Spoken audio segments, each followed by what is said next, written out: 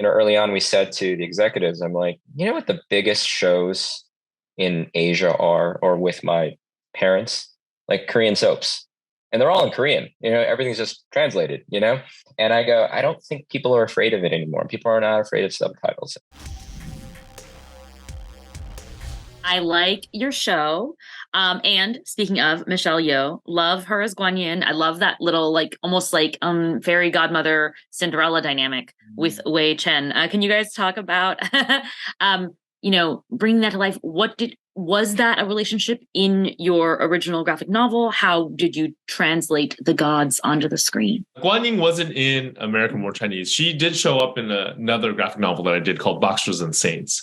But she's a big part of Journey to the West, which is the novel that was written 500 years ago that tells the story of the Monkey King. So my graphic novel does reference Journey to the West. And when we decided to expand a 200-page graphic novel into a television series, we needed to bring more characters in. And Guang Ying was a natural choice because she's such an important part of that original mythology. But it was a ton of fun to do, to kind of expand that world of Chinese gods. In expanding that world, I loved the flashback episode where we actually kind of get to meet so many of those characters like in the prime of their story, I guess. Yeah. How early on, Melvin, did you guys know you were going to do that? And were there any challenges in terms of bringing them to life, physically speaking, the look, We talked about it pretty early on when we got greenlit to series. And,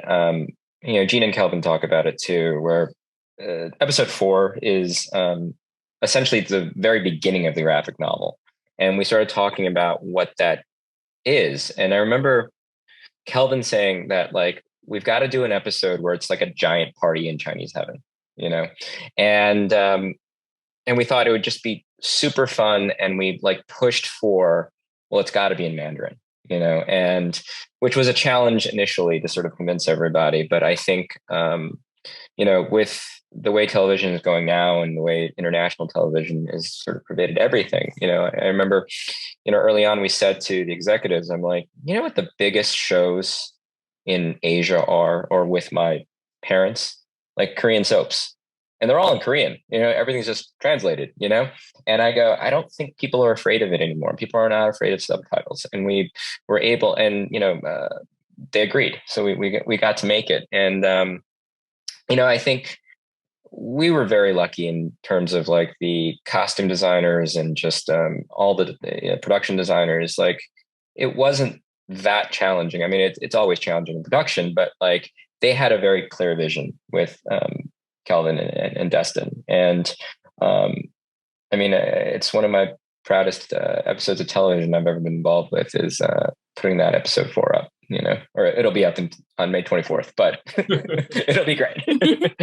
Yeah, episode 4, it really is. A lot of American viewers don't know this, but viewers from all over the world will. It's actually this very fun, but also sophisticated homage to a classic television show called Sayuki, but in English, it's usually called Monkey. But it was created in Japan starting in 1978. I think it ran maybe 3 seasons, something like that, 3 or 4 seasons.